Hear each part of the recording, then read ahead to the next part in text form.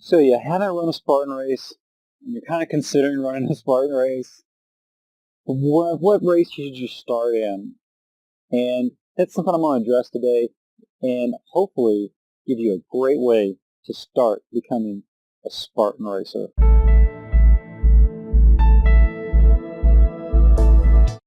Hey guys, Chris Love, the normal fat guy, here for Spartan Obstacles. Now, let me tell you a little bit about my normal fat guy story. As you know, or maybe you don't know, this whole thing started when I had a car accident and I found out I was 272 pounds and 5'10-ish, a little higher maybe, definitely way overweight. So I went on that mission, I lost all the weight, got myself back into pretty decent shape, started looking around for something to do. My stepson's like, I want to start running some 5Ks. And I went, hey, that might be a good thing for me to do. How about we do them together? And he's like, that sounds great. So I signed us up for a 5K at the park right around the corner from where we lived. Turns out it was an obstacle course race. And one of the reasons why I wanted to do it, I didn't want to run 3 miles straight through. And I bet most of you don't want to run 3 miles straight through. And I was like, obstacles, that sounds like fun. That's going to be a challenge. Okay. So they came, we went, we had a blast, got in the mud, climbed some rope, slid down a slide, went through some muddy water and all kinds of fun. And at the end, we came out feeling awesome and dirty. But I knew I had found something. I was like, wow, this is just amazing.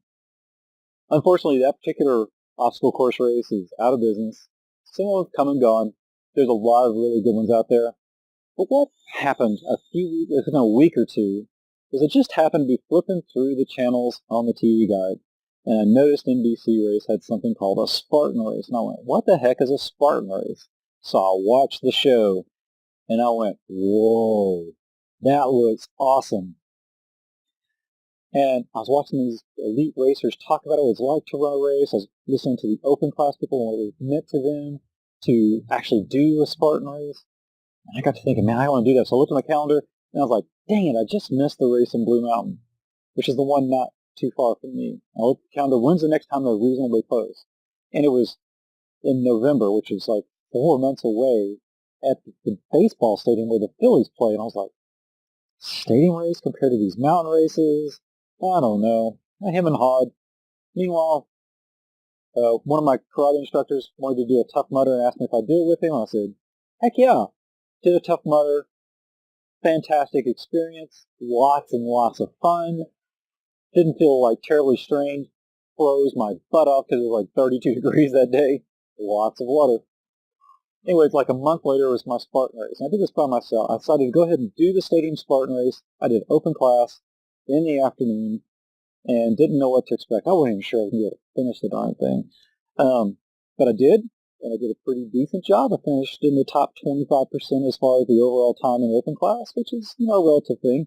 But it got me thinking, I can do this. I can get better. I'm going to do elite.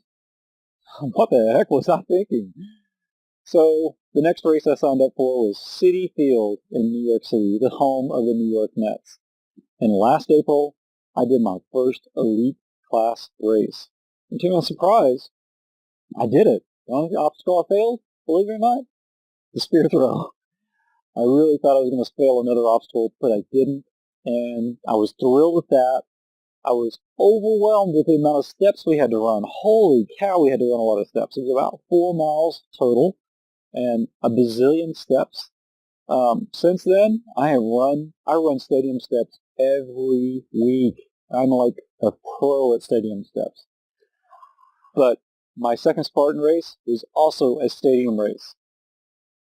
And honestly, I think this is a great place for any new Spartan racer to get going. And the big reason is there's no mud, there's no mountain, and believe it or not, some people are really scared of the fire jump at the end. There's nothing to be scared of there, folks. But there's also no barbed wire. So there's a little bit of the danger that's taken out. Plus, these races tend to be shorter. Well, they are shorter. Generally, they're 3 to 4 miles. I think the Cowboy Stadium and Citi Field last year were 4.1 miles, and that's about the max distance those races tend to be. Now, most of the outdoor sprints are around 5, possibly 6 miles. And then, of course, the supers are 8 to 10 miles, and the beast are 14 to 16 miles, and then the ultra beast is 2 laps through a beast. So you've got a lot of mileage that you can definitely cover if you want to. But if you've never really run much, definitely start with a sprint. And if you live near one of the stadium events, definitely go do a stadium. I'll tell you another reason why. It's not because it's shorter, not because it's a little cleaner, but if you're a sports fan at all, you get to go on the frickin' field, dude. And you get to go underneath the stadium through at least one of the locker rooms. It's a lot of fun. Now, for me, it's even deeper fun because being a former Division I college football athlete, I got to play in some of these major stadiums. And I got to go be a part of all that experience underneath the stadium in the locker rooms and the tunnels and stuff before and after a game. And there's just something about that with me that just resonates. And it brings back some of those good experiences from 20 years or so ago or more. Yeah, it was a little more than 20 years ago now. But you get the idea. And hopefully, even if you've never been able to experience that like I did, being able to go through and do that kind of behind-the-scenes action and do it as an athlete, whether you're elite, competitive, or open class, you're an athlete getting to go through and experience that. And I guarantee you the stadium events are extremely challenging, and they're so much fun. Now, if you're going to be an elite class like I am, they're fast. They're super fast. In fact, I've been running these, and they go off in waves of, I think, 12 or 15 racers at a time every minute. And so I'm usually somewhere between the 5th and 12th wave of guys going out. And it just seems like I'm like almost halfway through, and Bracken or Isaiah or one of those guys is crossing the finish line at some amazing speed. I started doing the math on these things. These guys are blazing out like under 6 minute mile pace up and down these things. If you figure in what I call obstacle time. Now, if you're going to be an open class racer, if you're somebody who's just doing this for fun and you do maybe you do CrossFit or you do boot camps workouts or you're just an at-home warrior and you go out and you just want to do this or you run some 5Ks or some 10Ks and things like that. Definitely look at doing open class and just have fun doing it. Find some friends to go do this with. If you go through this and do this with 5, 6, 10, or have a whole group of 14 so you have your own dedicated wave and you go through and do it yourself, you're going to have so much fun. I remember the first Spartan race I did down here at Citizens Bank Park, and I think it was a little before I started, and there was a wave of, I'll call them kids or 20-somethings, that were they were coming to the end. They were just right about the A-frame, which is set up on the warning track in left field that day. And there was good music on the PA system, and they were all dressed as superheroes, different superheroes. And they all stopped at the A-frame, and they just started dancing to the music for about a minute or two. And they were all just having fun. And I think that particular image of those kids coming to the end of that race with smiles on their faces, dressed as superheroes, jamming to music, doing an obstacle course race, just said, this is fun stuff, and everybody should try to do it. And if you're not going to be an elite athlete, try to do it with some friends and just have a blast. In fact, I'm trying to get a lot of my friends to do it, and I think they're scared because I've been doing these elite heats. You don't have to be an elite racer to do a Spartan race and brag to your friends. You're going to get a medal at the end, you're going to get a cool t-shirt, and you're going to get some good photos for your social media. And most of all, you're going to get something inside of you that's going to give you confidence. It's going to go back to your family. It's going to go back to your job. It's going to go back to your friends and hopefully be a little bit contagious and bring positivity to different aspects of your world.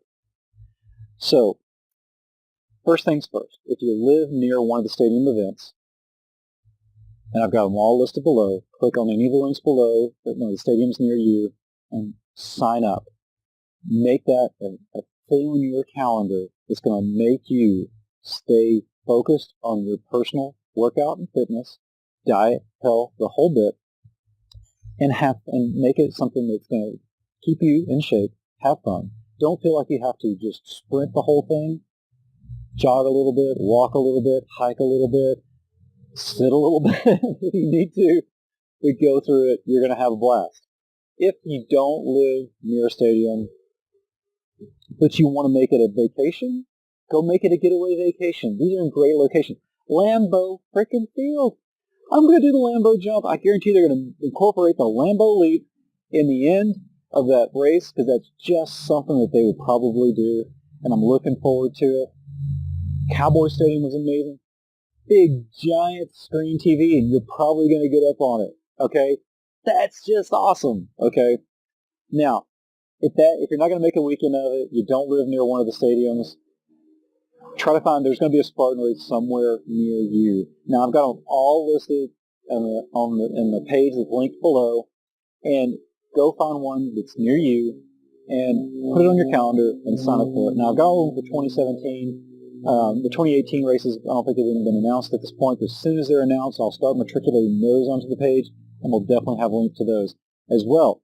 When you click one of my links, you're going to get a discount on the race, so you're going to save yourself a little bit of money. Now, let me give you some clues here. If you run the elite heats, they cost the most, okay? But there's, prize money for a very slim chance you're going to get it, because let's just face it, it's the top three that gets money. Okay, it's not a lot of money, so don't worry about it. Don't make that your goal. If you're going to run competitive, it's a little bit cheaper, but what the advantage of the competitive is, you're not running against the full-time athletes, let's say, and maybe you're somebody like me who has, a full-time life, and you don't have the time to train 30 or 40 hours a week, so to speak. The competitive class is for you, because if you really like to, be strict about all the rules and stuff, plus those heats are not as crowded.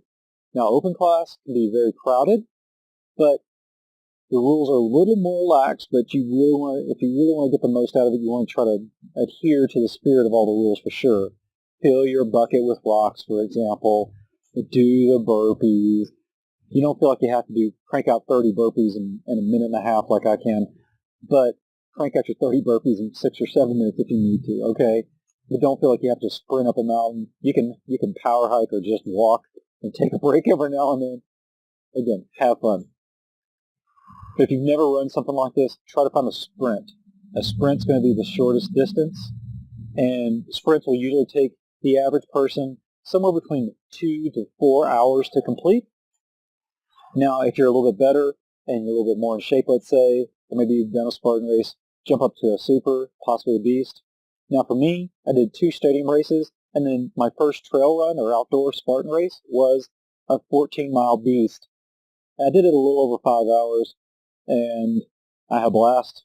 I think I got off course, to be honest with you. I think I ran an extra 4 miles, but I had a blast doing it, and I would never regret jumping and doing a beast off the bat. Of course, I had been running up to that point, but if you haven't really got that base yet, I'm not sure I would tell you to go jump in and do a beast. But definitely try to maybe set that as a goal. Once you do one, you're going to want to do more. Trust me. At least you should want to do more. So anyway, click the links below. Make it a goal of yours. Don't feel like you can't do it. You definitely can. And don't feel like you have to run the entire time. You can walk and still be a Spartan. The point is, you finish the race, you have a good time, and you make it something that keeps you honest in your personal fitness journey. Now, this is one of our first videos on Spartan obstacles. Hopefully you've enjoyed this video and me talking about where to start in Spartan racing. I want you to subscribe below because we're going to put some more videos out. We're going to cover, obviously, how to do some of the Spartan obstacles. We're going to give you techniques. We're also going to give you some exercises and eventually give you some workout plans. But along with my normal Fat Guy brand, we're also going to be giving you some healthy diet information. That way maybe you can start making meals and adjusting your overall personal diet and eating habits so that you are healthier, because I really want you to enjoy the life that you were designed to have and live it to its fullest. Again, Chris Love, the Normal Fat Guy, here for Spartan Obstacles.